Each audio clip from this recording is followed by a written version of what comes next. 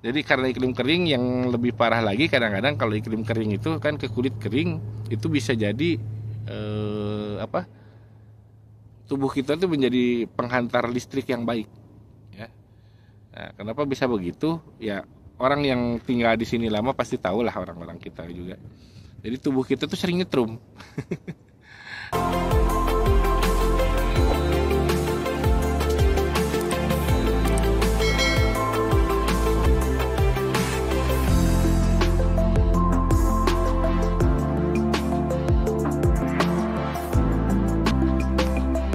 Assalamualaikum warahmatullahi wabarakatuh. Bertemu lagi dengan saya di Akhir Explore Channel. Saya sedang berjemur teman-teman. Masih jam 7 pagi.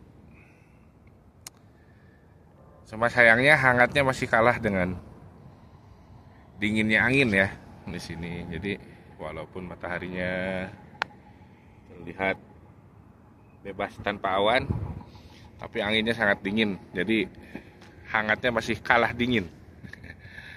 Ini suhunya saat ini 11 derajat ya. 10 sampai 11 derajat Celcius. Jadi masih lumayan dingin walaupun tanpa pohon-pohonan, tanpa alang-alang, tanpa awan. Tuh, langitnya bersih. Tapi ya begini cuacanya. Oke, teman-teman, berkaitan dengan itu juga saya ingin berbagi informasi mengenai musim di Saudi Arabia. Oke, dengan perbedaannya dengan di Indonesia, sehingga teman-teman yang mau berangkat ke sini, entah itu untuk urusan kerja, untuk jalan-jalan atau umroh maupun haji, sedikitnya teman-teman bisa tahu, bisa mengetahui kondisi cuaca di Saudi Arabia ini secara umum. Setidaknya ada 3 perbedaan antara musim di Indonesia dengan di sini ya, walaupun sama-sama 2 musim. Nah, kalau di Indonesia kan kita kenal dengan musim kemarau dan musim hujan.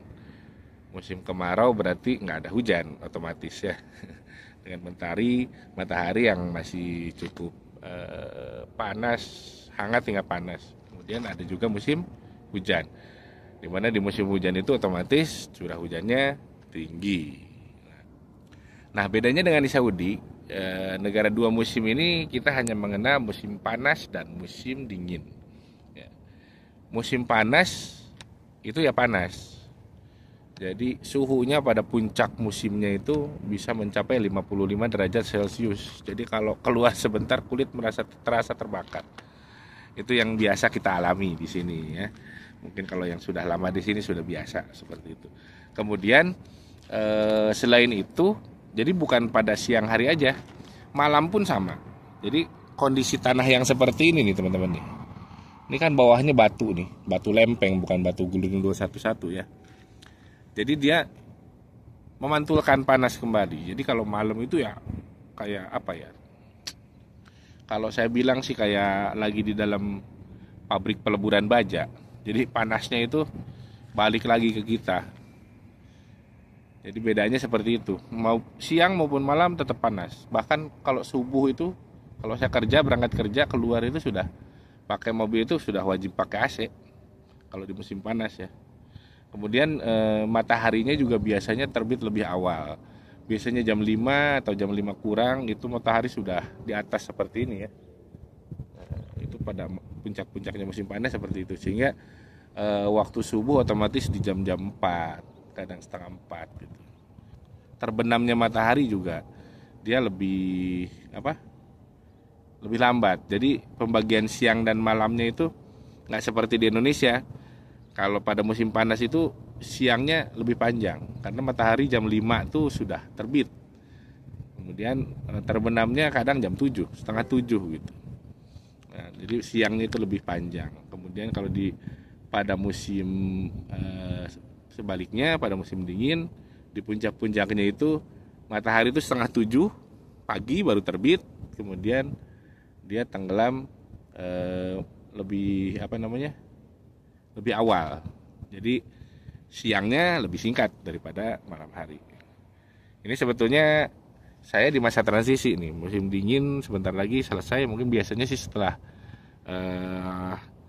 Lebaran ya, tahun-tahun kemarin itu cepat naiknya suhunya itu ya. Jadi semakin panas, semakin panas, semakin panas gitu.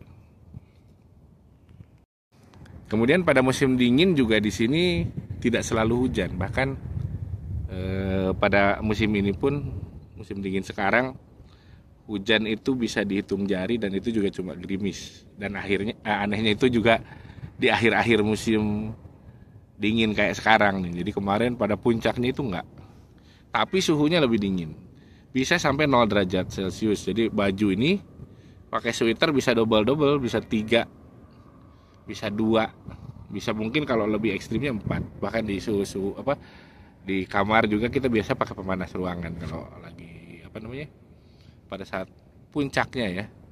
Kemudian hujan pun kalau di sini itu kadang hujannya hujan air, hujan biasa, kadang juga hujan es ya, jadi kayak geruntulan es gitu. Kemudian juga di beberapa tempat bisa sampai turun salju kalau di sini. Jadi pada musim dingin itu seperti itu. Jadi musim dingin itu tidak selalu disertai hujan ya. Nah, kalaupun misalkan hujannya deras sekali, volumenya banyak, itu biasanya banjirnya ya. Alhamdulillah sih kalau di Riyadh ini selama saya di sini belum sampai ya, belum pernah. Paling genangan-genangan. Tapi kalau di sekitaran Makkah, Madinah, Jeddah itu yang curah hujannya lebih tinggi, itu sering sampai banjir bandang ya. Bahkan mobil-mobil kendaraan itu bisa sampai ke bawah arus air ya.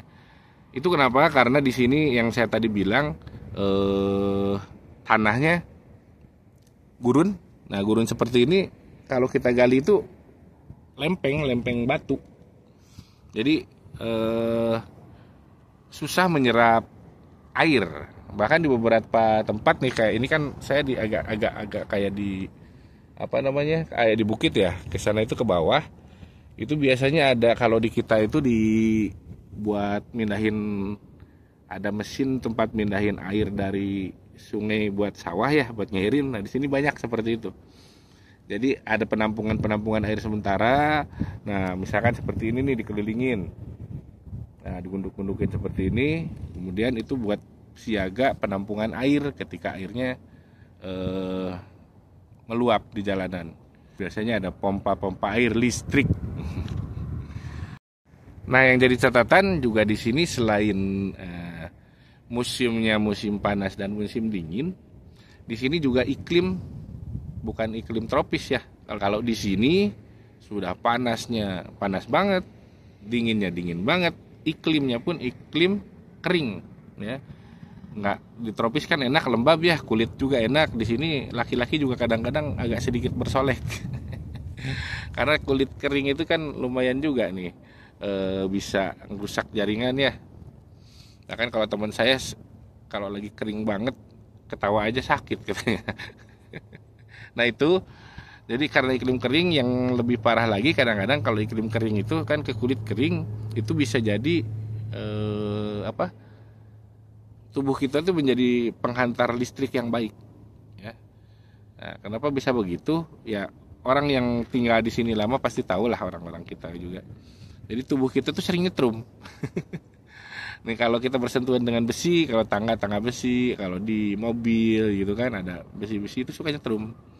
Kalau pakai baju yang bahan-bahan kayak sweater ya, yang agak-agak licin gitu, itu juga sering, atau selimut, sering nyetrum. Jadi bahkan kalau lagi mungkin sumber listriknya tinggi, maksudnya yang di tubuh kitanya itu bisa sampai percikannya keluar. Ini serius beneran. Jadi jangan kaget teman-teman kalau misalkan di sini pas musim dingin, terutama biasanya di musim dingin banget. Terus tubuh kita mungkin kan memang kering ya. Jadi itu jadi penghantar listrik yang baik. Kalau teman-teman misalkan pas pegang, mau naik bis ya, contohnya naik bis pegang plat body, itu langsung nyetrum gitu, bahkan sampai ke layar percikan. Jangan heran, itu bukan ada kelistrikan yang bocor di bis atau di kendaraan ataupun kalau di ruangan rumah, bukan. Tapi memang itu alami dari dari reaksi tubuh kita yang memang menjadi atau mengandung penghantar listrik gitu. Saya awal-awal juga kaget sama sering nyetrum banget, tapi kayak sini ke sini ya tetap kaget gitu lah. Kalau nyetrum itu pasti kaget. Cuma nggak terlalu nggak terlalu khawatir gitu karena memang ternyata itu alami di sini. Oke teman-teman, itu aja vlog hari ini. Mudah-mudahan bermanfaat buat teman-teman semua ya, terutama yang akan bepergian ke sini ke Arab Saudi, baik itu yang mau kerja, yang mau hanya sekedar jalan-jalan ataupun beribadah haji maupun umroh ya. Saya doakan buat teman-teman yang mau berangkat ke sini ya sekalian bisa dilancarkan juga ibadah haji dan umrohnya. Saya tutup vlog kali ini dengan billahi taufiq wal hidayah. Wassalamualaikum warahmatullahi wabarakatuh.